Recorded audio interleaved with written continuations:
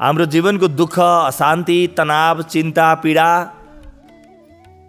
यो ईश्वर साक्षात्कार गर्न नसक्नुको परिणाम हो। जन्मिएको हो कि म त्यो सच्चिदानन्दलाई चिनु, त्यस कारणले जन्मिया हो म। होइन भने मनुष्य बनेर आउनुपर्ने जरुरी पनि थिएन, आवश्यकै थिएन। मनुष्यको देह धारण गर्ने कुनै आवश्यकता नै थिएन। त्यो सच्चिदानन्दसँग आँखामा आँखा मिलाउँ, म हृदयमा हृदय मिलाउन सकौँ भनेर जन्मिया हो। कमाउन खान कहाँ जन्मिया हो र? त्यो त जीवनको उपक्रम हो, त्यो लक्ष्य होइन। लक्ष्य त अर्कै हो। र मेरा सारा दुःखहरू, तनावहरू, चिन्ताहरू ईश्वरको दर्शन नहुनुको जगमा अडिएका छन्। किनभने ईश्वर प्रकाश हो, ईश्वरको अभाव अन्धकार हो। अन्धकारमा बाँचेको मान्छे कसरी खुसी होस्, कसरी शान्त होस्, कसरी आनन्दित होस्? जसको जीवनमा अन्धकार छ, जता आँखा खोले पनि अन्धकार मात्रै छ, आँखा बन्द गरे पनि अन्धकार छ, छामछाम छुमछुम गरेर हिँडेको छ, त्यो व्यक्ति शान्त नै होस् त कसरी होस्? जताततै अन्धकार भएपछि जीवन भारी बन्छ, सो बनेको छ। यो प्रमाण हो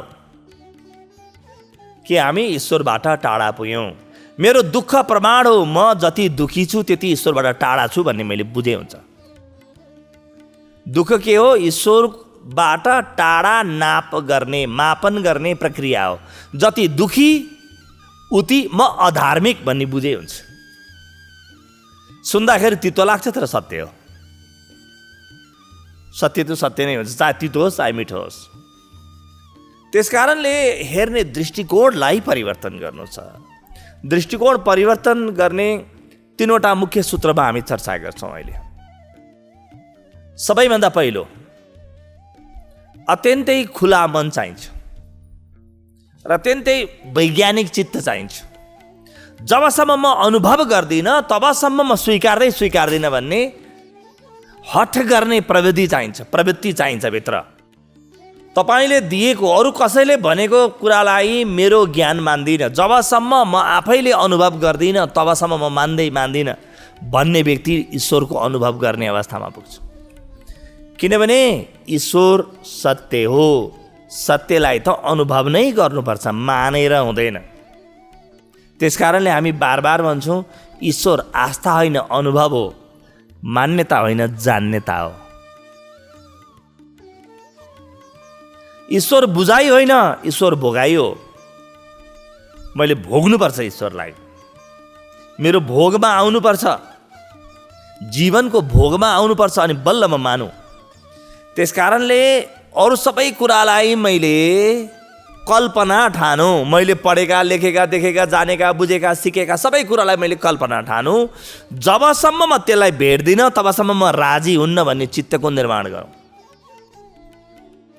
र त्यो जीवन्त रूपमा भेटिनेछ। ईश्वर कुनै मृत इकाइ होइन कि मेरो मूर्तिमा त्यो अटोस् कि शास्त्रमा मात्रै बसोस्। त्यो जिउँदो छ, जिउँदै आउन चाहन्छ। शास्त्रको माध्यम पनि जरुरी छैन। शास्त्र गलत होइन, तर गलत मान्छेको हातमा शास्त्र सही कहिले पनि हुन सक्दैन। एकपटक ईश्वर साक्षात्कार भइसकेपछि मूर्ति पनि काम लाग्छन्, शास्त्र पनि काम लाग्छन्, हरेक कुरा फेरि काम लाग्न थाल्छ। तर आज त्यो कुरा नक्कली हो।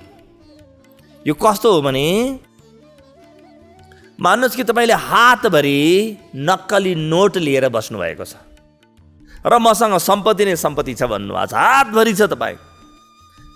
कसैले तपाईँलाई सक्कली नोट दिन खोज्यो, वास्तवमा केही दान गर्न खोज्यो भने पनि अब उसले गर्न सक्दैन, किनभने तपाईँको हात भरिएको छ। जबसम्म तपाईँ पुरानो फाल्न चाहनुहुन्न, जबसम्म तपाईँ पुरानो फाल्न राजी हुनुहुन्न, तबसम्म असली कुरो दियोस् त दियोस् कसरी? नक्कलीले बाधा हुन्छ। र एकपटक नक्कली आइसकेपछि मान्छे छोड्नै चाहन्न, त्यसैलाई सक्कली भन् ठानेर बस्छ। कागजी ईश्वर सक्कली हो, नक्कली होइन। मेरो अनुभवमा आउने बाहेक, आफ्नो अनुभवमा आउने बाहेक हरेक ईश्वर नक्कली हो भन्ने मैले भित्र सोच बनाउनुपर्छ गहिरोमा। यसले मलाई अनुभवतिर लिएर जान्छ। हेर्नुहोस् त, वैज्ञानिकहरूले होइन यी सूर्य यस्ता हुन् भनेर अनुमान गर्दैनन्, पत्तै लगाउँछन्। हरेक पदार्थको विषयमा पत्ता लगाउँछन्, मापन गर्छन्। त्यसै गरी मापन गर्ने वृत्ति चाहिन्छ। लेख्दैमा म मान्दिनँ भन्ने चाहिन्छ। विश्वास जस्तो नालायक शब्द अर्को हुन सक्दैन धर्ममा। धर्म विश्वास होइन, धर्म त मेरो भित्र जीवनको गहिरो वैज्ञानिक अनुभूति हो। त्यसकारणले सबैभन्दा पहिलो मन मैले जुन विकास गर्नुपर्छ, पहिलो प्रकारको मन त्यो हो सत्य खोज्ने मन। सत्य बाहेक अरू सबै कुरा गलत भनेकै होइन, कुनै धर्म संस्कृति केही गलत छ भन्न खोजेकै होइन, तर मेरो लागि कल्पना हो अहिले यो हाल। गलत सही त मैले चिनेको भए पो, थाहा पाएको भए पो गलत कि सही भन्नु, मलाई थाहै छैन मैले कसरी गलत भन्नु कसरी सही भन्नु। ढुङ्गामा बस्छ कि मूर्तिमा बस्छ कि पहाडमा बस्छ कि नदीमा बस्छ कि नालामा बस्छ कि आकाशमा बस्छ कि स्वर्गमा बस्छ कि पातालमा बस्छ कि मैले त देखाएको छैन, कसरी मान्नु मैले। त्यसकारणले म आफ्नो अनुभव बाहेक अरू कुरामा भर गर्दिनँ भन्ने चित्तको निर्माण गरौँ। यो पहिलो आवश्यकता हो र यो प्राकृतिक आवश्यकता हो। ईश्वर सहजताका साथ साक्षात्कारमा आउन सक्छ, अनुभवमा आउन सक्छ, तर म कल्पनाको ईश्वरबाट भने मुक्त हुनुपर्छ। कल्पनाको भगवानबाट म मुक्त हुनुपर्छ। यो पहिलो आवश्यकता हो, शर्त होइन। ईश्वरले कुनै शर्त राख्दैन, केही पनि शर्त हुँदैन। शर्त त मैले राखेको, त मेरो शर्त मैलाई भारी भएको छ अहिले।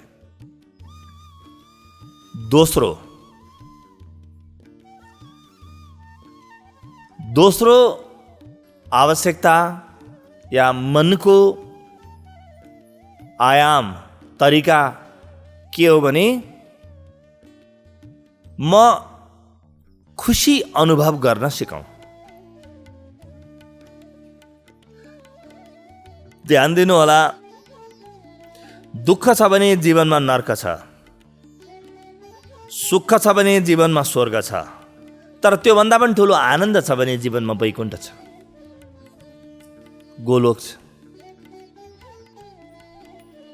यदि मेरो जीवनमा दुःख छ भने दुःख अत्यन्तै भारी हुन्छ। वास्तवमा दुःखले मलाई यति बोझिल बनाउँछ, मभित्र दुःखको अनुभूति छ भने मेरो टाउको यति भारी हुन्छ, मन यति भारी हुन्छ कि त्यो ईश्वर साक्षात्कार गर्नको लागि जुन हल्का फुल्का हृदय चाहिन्छ त्यो हृदय मसँग हुँदैन। सुखी व्यक्ति मात्रै ईश्वरको दरबारमा जाने होइन, त्यसो त दुखी पनि जान सक्छन्, तर दुखी ईश्वरको साक्षात्कार गर्न करिब करिब असम्भव बाटो हिँडेको छ। सुखमा हृदय हल्का हुन्छ। सुखको अवस्थामा हेर्नुहोस् त, केही पनि पढ्यो लेख्यो भने छिटो सिकिन्छ। तनाव छैन भने कति हलुका हुन्छ जीवन। जे पनि कुरा स्मृतिमा रहन्छ। तनाव भयो भने स्मृति क्षमता पनि कम हुन्छ। बच्चा बच्चीहरू कक्षामा बस्दाखेरि बडो हाँसी खुसी हल्का फुल्का भएर बडो आनन्दित भावले बसेका छन् भने त्यो कक्षा प्रभावकारी हुन्छ। दुखी भएर सिक्दै नसिक्ने होइन, तर दुखी व्यक्तिलाई आफ्नो चित्त नै यति भारी हुन्छ कि नयाँ कुरा कसरी सिकोस् उसले। त ईश्वर साक्षात्कार गर्नको लागि दुखी व्यक्तिसँग ऊर्जा नै बच्दैन। त्यसकारणले सुखको खुसीको अनुभव गर्न थालौँ। जीवनलाई जानी जानी खुसी बनाउन थाल्नुपर्छ। त्यसकारणले त भनिन्छ कि दुखीको लागि त परमात्माको मन्दिरको ढोका बन्द हुन्छ अरे, लेखिएको छ शास्त्रहरू। खुसी व्यक्तिको लागि ढोकै हुँदैन अरे, बन्द हुँदै कुरै भएन, सिधै प्रवेश पाउँछ अरे उसले। तर यो खुसी भनेको के धनवान भने हो? होइन। दुखी दुई प्रकारका हुन्छन्, एउटा गरिब दुखी, अर्को धनी दुखी। त्यसमा केही अर्थ छैन। मसँग धन छ कि छैन त्यो अर्थको विषय होइन। म पढे लेखेको हो कि होइन त्यो त कुनै अर्थको विषय नै होइन। पढे लेखेर म ईश्वरको निकट पुग्ने पटक्कै होइन। सन्त कबीर त भन्नुहुन्छ नि, कागत त मसी छुओ नै, छोएकै छैन मैले जिन्दगीमा कहिले पनि। भगवान बुद्धले कतिवटा पिएचडी गर्नुभएको थियो, भगवान कृष्णले कति शास्त्रार्थ गर्नुभएको थियो, कति पढ्नु भएको थियो, कुनै अर्थै छैन। सानो उमेरमै उहाँलाई सुदर्शन चक्र प्राप्त भएको थियो, बडो सानो उमेरमा। सुदर्शन चक्र यानि आफूभित्रको अन्तिम ईश्वरीयताको अन्तिम प्रमाण भगवान परशुरामले दिइसक्नु भएको थियो, हस्तान्तरण गरेको। पुरानो पिँढीले नयाँ पिँढीलाई हस्तान्तरण गरिदियो। 5औं अवतारले, 6औं अवतारले 8औं अवतारलाई हस्तान्तरण गरिदियो। ल लैजाऊ तिम्रो यो भनेर। त निरन्तर खुसी हुने, सुख खोज्ने प्रवृत्ति, जीवनमा कहाँ सुख छ त्यहाँ खोजौँ। दुःखमा खोजेर ईश्वर भेट्न गाह्रो छ। त्यसकारणले दुःखमा खोज्ने व्यक्तिले राक्षसै भेट्छ। हत्या हिंसा सुरु हुन्छ। दुखी व्यक्तिहरूले सम्प्रदाय बनाउँछन्, खुसी व्यक्तिहरू सम्प्रदाय पनि बनाउँदैन, नाच्छन्, गाउँछन्, हिँड्छन्, सकियो। दुखीहरू एक ठाउँ भेला भएर सम्प्रदाय बनाउँछ। सम्प्रदायको निर्माण पनि हुँदैन सुखको आधारमा, किनभने जम्मैलाई आफ्नै देख्छ। उसले अलग गर्नुपर्ने केही जरुरी नै ठान्दैन, आवश्यकै ठान्दैन। न अलग प्रकारको लुगा लगाउँछ, न अलग प्रकारको कुरा गर्छ, केही पनि गर्दैन। त पहिलो सत्यको खोजी, दोस्रो सुखको खोजी, तेस्रो दृष्टि मैले जुन विकास गर्नुपर्छ त्यसको चर्चा गरौँ। किनभने एउटा नयाँ मन, नयाँ जीवन, नयाँ दृष्टिकोणबाट मात्रै ईश्वरको साक्षात्कार हुन्छ। त्यो कस्तो छ? ईश्वर कस्तो छ? नूतनम नूतनम पदे पदे। बिल्कुल पद पदमा नयाँ छ। त मेरो नयाँ मन हुनु पर्यो। हिजोको पुरानो मनले आजको ईश्वरलाई अनुभव गर्न सक्दैन। हिजो पढेका शास्त्र गए मेरा, आज अहिले चाहिन्छ मलाई। त तेस्रो दृष्टिकोण, मेरो जुन दृष्टिकोण हो, तेस्रो दृष्टिकोण सेवाको। सेवा के हो? पहिलो सत्य, दोस्रो सुख, तेस्रो सेवा। तीनवटा अत्यन्तै आवश्यक महत्त्वपूर्ण दृष्टिकोणहरू हुन्। जीवनलाई हेर्ने दृष्टिकोण, एटिच्युड हुने। सेवाको दृष्टिकोण के हो? ईश्वर विराट छ र जो विराट छ ऊ अरूलाई दिन्छ।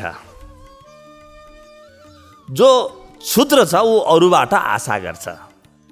क्षुद्र हुनुको लक्षण यही हो कि म अरूबाट केही आश गर्न थाल्छु। आशे चित्त क्षुद्र चित्त हो। मेरै जीवनबाट पनि केही आशा गर्छु, अरूबाट पनि केही आशा गर्छु। कहीँ कतै अरूले दिए मात्रै भरिन्छ भन्ने वृत्ति छ मभित्र भने यो वृत्तिले मलाई ईश्वरको तरङ्गलाई अनुभव गर्न दिँदैन। यसको ठीक विपरीत प्रकारको तरङ्ग मैले आफ्नो जन्माउनुपर्छ।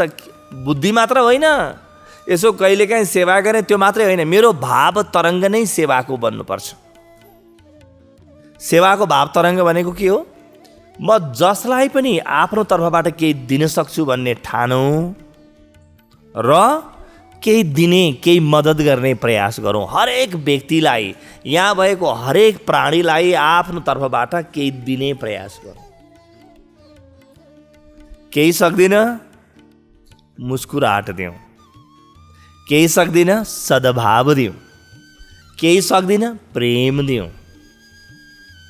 आफ्नो तर्फबाट निरन्तर दिउँ। म अरूबाट लिन्छु म भन्ने, अरूबाट पाएर म भरिन्छु भन्ठान्छु भने मेरो भाव तरङ्ग र ईश्वरको भाव तरङ्ग कहिले पनि मिल्दैन, फ्रिक्वेन्सी नै मिल्दैन। अब फ्रिक्वेन्सी नमिलेपछि, वेभलेन्थ नमिलेपछि म र ईश्वरको बिचमा मिलन कहिल्यै पनि हुँदैन। म र ईश्वरको बिचमा मिलन हुनको लागि त यी जुन तीनवटा कुराहरू, अत्यावश्यक कुराहरू हामीले भन्यौँ, तिनलाई फेरि एकपटक हेरौँ। ईश्वर सत्य छ, त्यसकारणले म पनि सत्य बाहेक अरूको खोजी गरिनँ। कल्पनासँग म राजी भइन भने त्यहाँ पुग्छु। पक्का पनि त्यो सत्य हो। त्यसकारणले मेरो भाव तरङ्ग पनि सत्यकै बन्नुपर्छ। ईश्वर पक्का पनि खुसी छ, होइन भने त सारा ब्रह्माण्ड किन यो राख्थ्यो, तपाईँ मलाई किन जन्माउँथ्यो, कहिले प्रलय गरिसक्थ्यो नि। पक्का पनि खुसी होला र ऊ नाचिरहेको छ। तपाईँ मेरो माध्यमबाट ऊ नाचिरहेको छ, ऊ आनन्दित छ, महाआनन्दित छ। त्यसकारणले त्यो फैलिएको फैलिएको छ, होइन भने त कहिले बन्द गरिसक्थ्यो उसले।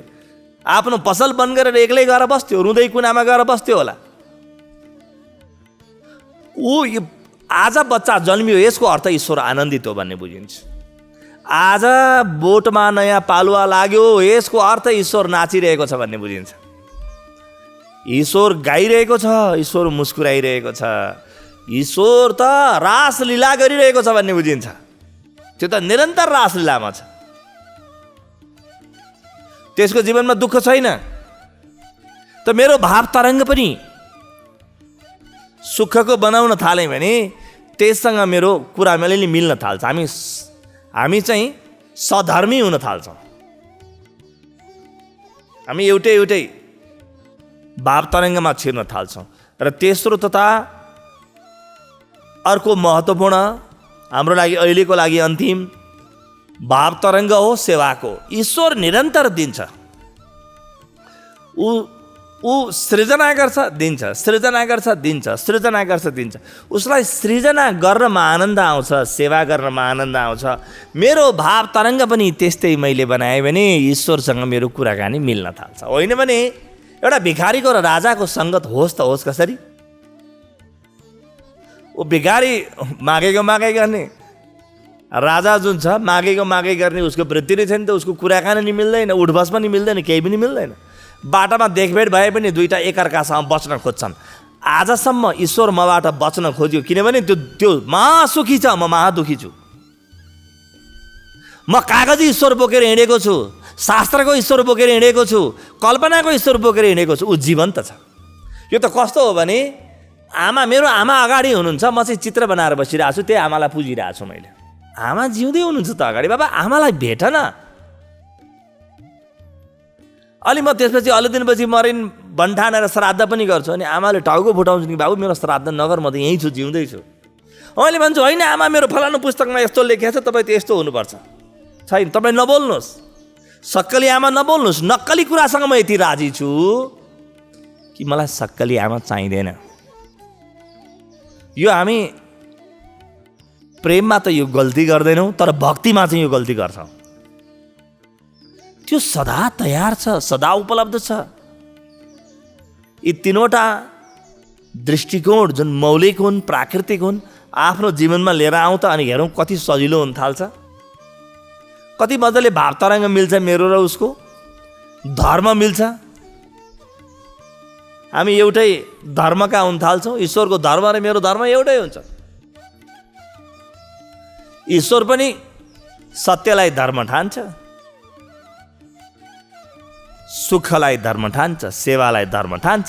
म पनि त्यही ठान्छु। ठान्ने मात्रै होइन, मेरो जीवनको भाव तरङ्ग मेरो हृदयसम्म गहिरोमा मेरो पुरा प्राण त्यसैमा डुबोस्। यो प्राण डुब्ने बित्तिकै अब उपाय छैन। कुनै पनि घडी, कुनै पनि सेकेन्ड मेरो र ईश्वरको जम्काभेट हुन्छ। अब बाटोमा हिँड्दै कहीँ न कहीँ अचानक भेट भइहाल्छ। भेट भएको अवस्थामा आजसम्म त म चिन्न सक्दैन थिएँ, अब त म चिन्छु, किनभने मेरो भित्रबाट भाव तरङ्ग पनि मिल्यो। आहा, मै जस्तो रहेछ भन्ने हुन्छ। त्यहाँबाट चिन्न थालिहालिन्छ। त्यहाँबाट प्रतिभिज्ञा प्रारम्भ हुन्छ। त्यहाँबाट ज्ञ यानि ज्ञान प्रारम्भ हुन्छ। यहाँबाट प्रेम प्रारम्भ हुन्छ। यहीँबाट भक्ति प्रारम्भ हुन्छ।